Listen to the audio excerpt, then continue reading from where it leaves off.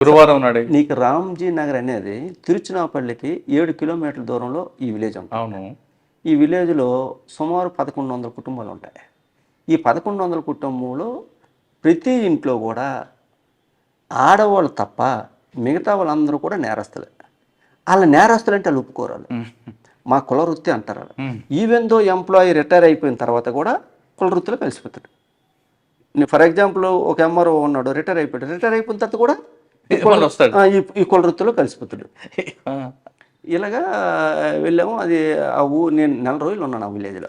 ఇక్కడ మన దగ్గర అఫెన్స్ రావడానికి ప్రతి లక్ష్యం అన్నాడు వచ్చి చేస్తాను. ఎలాగ ఇది ఏం చేస్తారంటే ఈ రామ్జీ నగర్ గ్యాంగ్ ఏ స్టేట్ అయితే ఉన్నదో ఆ స్టేట్కి అనుగుణంగా వీళ్ళు వస్త్ర సాంప్రదాయాన్ని ధరిస్తారు. వస్త్ర సాంప్రదాయం ధరించినప్పుడు వీళ్ళు ఎప్పుడు టీము 7 మెంబర్స్ ఉంటారు, 7గురు ఉంటారు. ఇక్కడ కారు ఇలా పెట్టామనుకోండి, కారు ఒకవేళ మనం తాళం వేసి వెళ్ళిపోతే ఒక పద్ధతి, తాళం వేయకుండాను ఓనర్స్ బయటకు వెళ్తారు, డ్రైవర్ లోన్ ఉంటాడు. డ్రైవర్ లోన్ ఉన్నప్పుడు వీడు ఏం చేస్తాడంటే ఒకడు వచ్చి కారు చుట్టూ కాస్తారు, ఒకడు వచ్చి 50 రూపాయల నోట్లని కారు కిందకి వెళ్ళట్టు, కారు బయటకు వచ్చినట్టు ఒక 4-5 నోట్లు జల్లుతాడు. జల్లీసి ఆడు వెళ్ళిపోతాడు. ఎప్పుడైతే జల్లీసి వెళ్ళిపోయాడో వెనక నుండి ఒకడు వస్తాడు, ఇలాగ కార్డు అద్దాన్ని ఇలా కొడతాడు.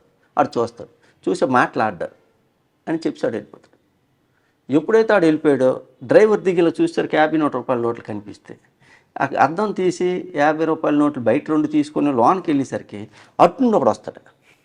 అట్టుండి ఎప్పుడైతే కారు లాక్ ఓపెన్ అయిపోతుంది కదా, అట్టుండి వచ్చిన వెనకాతలు ఉన్న కారులో ఉన్న వెనకాతల కారు డిక్కీలు వెనక ఉంటాయి కదా, ఆ కార్ సీట్లు వెనక సీట్లో ఉన్న వస్తువులన్నీ కూడా పట్టుకెళ్ళిపోతారు.